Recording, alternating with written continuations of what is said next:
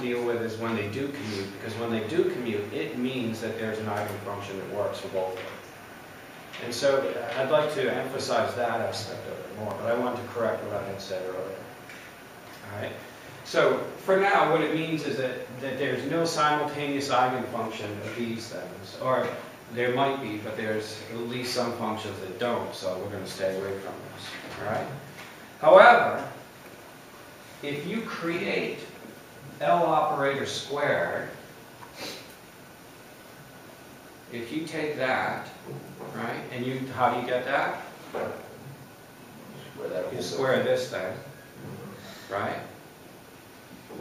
And you do this. You go L operator squared Lx equals L operator squared Ly equals L operator squared Lz.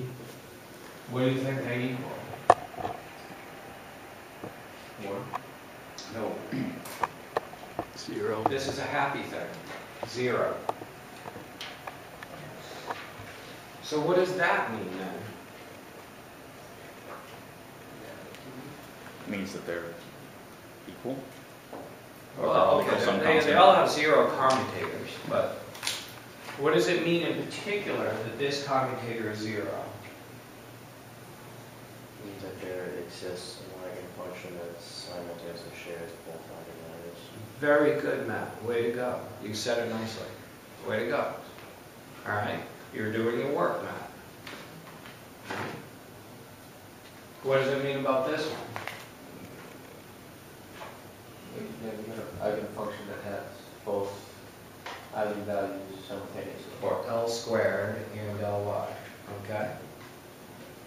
So what these commutation relations are telling us is that if we're going to solve for angular momentum, at best, what we hope to find is some function that has simultaneous values for L squared and one of Lx, Ly, or Lz, but not Lx, Ly, and Lz together. And one of the three, but not all. And one of the three, but not all. That's the best we're going to do. All right? Everybody okay? Okay, so, at best,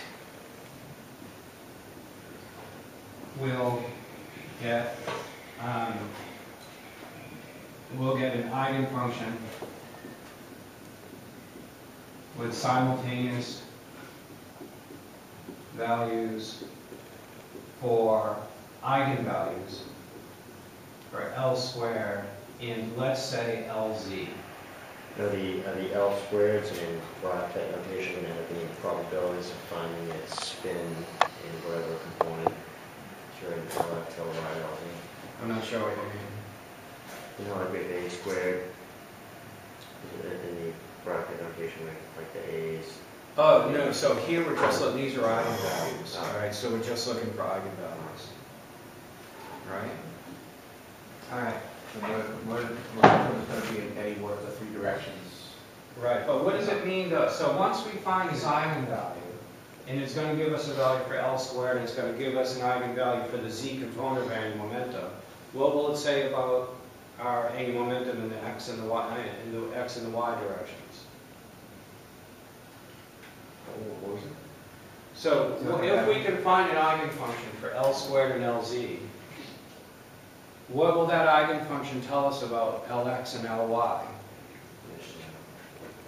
Nothing. Well, it won't tell us nothing. It could give us something, but it will have uncertainty. So we'll be able to find with certainty the total angular momentum squared and the Z component, but we'll be left with uncertainty about what's going on with the Y. We won't know how much of it is Lx and how much of it is Ly. Right. Okay. We'll just know how much of it is the two of them combined. That's right. Okay, so check it out. So I'm not going to go in. Griffiths derives this using raising and lowering operators, and it's a great exercise. Right? But we also came across it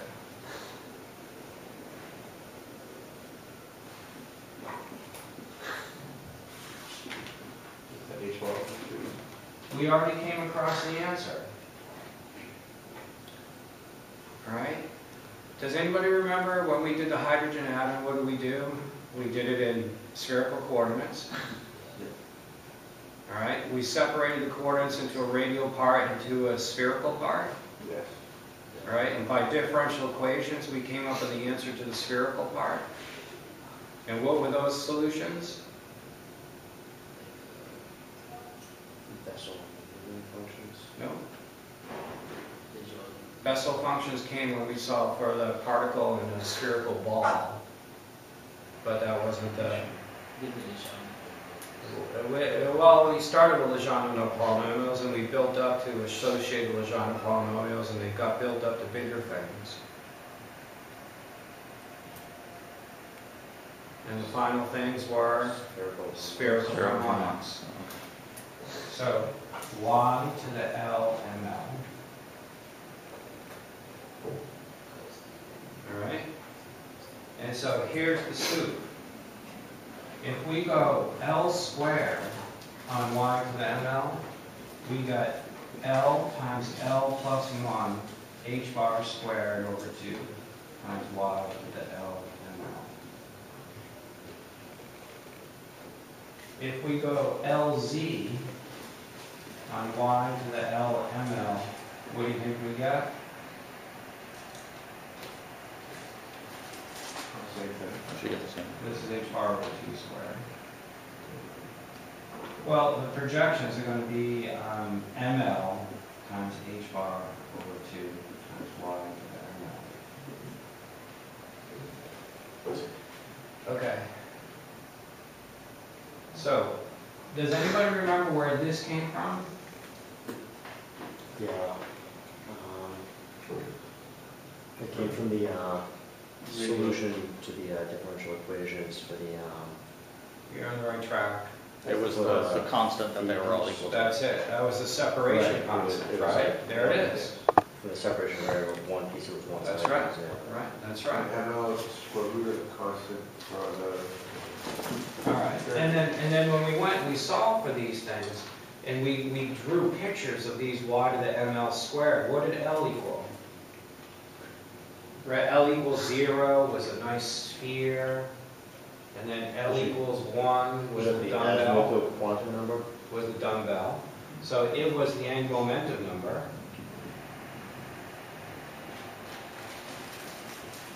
And then what was the ML? What did that correspond to? So here, ML, remember the rules on ML? This is L equals 0.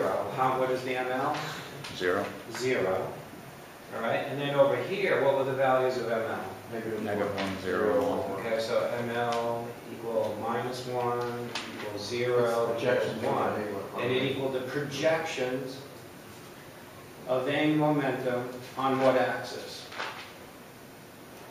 The z-axis. So here's how it goes. Here's x, y, and z. And then this dumbbell went like this. Okay, guys, careful. And L was 1, but it was this way. It lived in the xy plane. How much of it was in, oh, sorry, this is m equals 0. So if the angular momentum L is out this way from the dumbbell, how much of it is in the z direction? 0. 0. Then if the dumbbell was like spinning like this, then L is that way. So how much of the L is in the plus z direction? 1. And then if the dumbbell was spinning the other way, It's a negative 1. then it goes like that, then it's -1.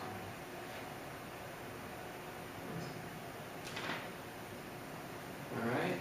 So, Oh, I see. Okay. oh, sorry, I don't know, I was thinking spin in my head, I don't need the over 2s. I was thinking spin, all right? Because spin's going to come out exactly the same thing. Except I bet it's going to have 2 in it. And it's going to have the 2 over there, yeah. All right, so where are we? We are, this is stuff on, Yeah, the book it says L is the azimuthal quantum number, and M is the magnetic quantum number. yeah. So azimuthal is not the same as angular. Well, azimuthal came from the phi. Remember that was the Right. phi part? Right. And then this was more like the theta. Oh, so they're just using our language from like, to keep track of where it came from in the solutions. Yeah, exactly. Okay? But then this is kind of like the physical explanation.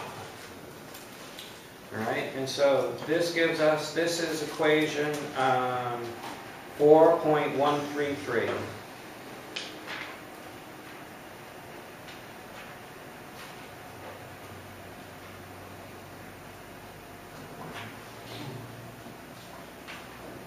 Okay, so it's real easy. If I ask, what is the projection of angular momentum? It's just ml times h bar, right? But if I'm really asking what is the magnitude of the angular momentum, what is the magnitude of angular momentum?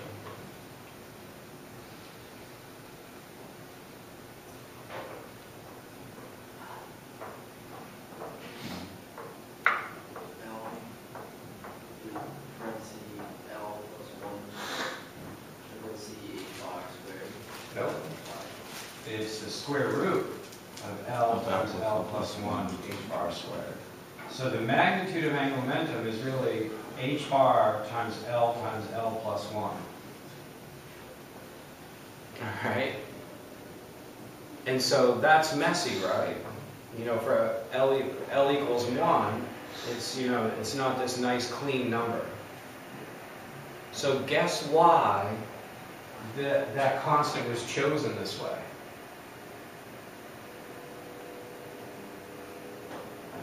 So that this stuff would all have just a clean number, right? And at the end, when we calculate the magnitude of angular momentum, we just have to remember that itself is not a clean number. And plug that back, yeah. Yeah. All right. So we could have put this in as some other funky number. Yeah, you could have put that mess in the whole way, but you may as well call it something easy to, easy to manipulate. Let's second one, so is that L sub Z is L sub Z Y sub L. LZ, Y to the L, ML. I always say ML. Yeah, and then what's equals M? Equals ML, H bar, Y. So just the magnetic number times H bar, so they're saying that L times L plus 1 equals the magnetic number? Yeah, I say it this way. This is the projection of angular momentum. Is that M different from the M they're using in the text? No. I put an L. So what's going to happen here is that, look, spin has the same thing, so we're going to want a spin of like S, right? And then is S spin is an angular momentum, so is it going to have a projection? Yeah? So we would want an M for that, but because that M gets messed up over here with that, I always put an MS there. Well, you know whether it's the Yeah, so what I do is I put in an extra subscript because I'm talking about the projection of angular momentum here, whereas I'm going to have over here an MS, which is the projection of spin angular momentum. All right, and I think in the book he doesn't really do that. So I know he doesn't. no, it's just M. the M sub L equals L. It's the spherical harmonic. All right, and the spherical harmonic, it's non-zero. For L's equals 0, you can only have an ML equals 0, or an M equals 0. I just call it ML. Right. Just to show that the M's are different. So when I see that 2L ML, plus 1, you can only right, have that's right. Yeah. And so when I see an M, sometimes it's a spin and sometimes it's an angular momentum. And so I just by habit always put in what is the projection of. Everybody got it? All right, so I had hoped to finish spin today and then do chapter 5, but oh well.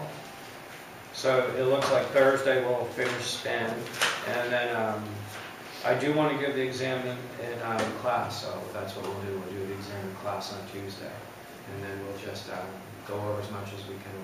We'll try to get into chapter 5 on Thursday, finish spin on Thursday, get into chapter 5 on Thursday, and then finish as much as we can the following Thursday.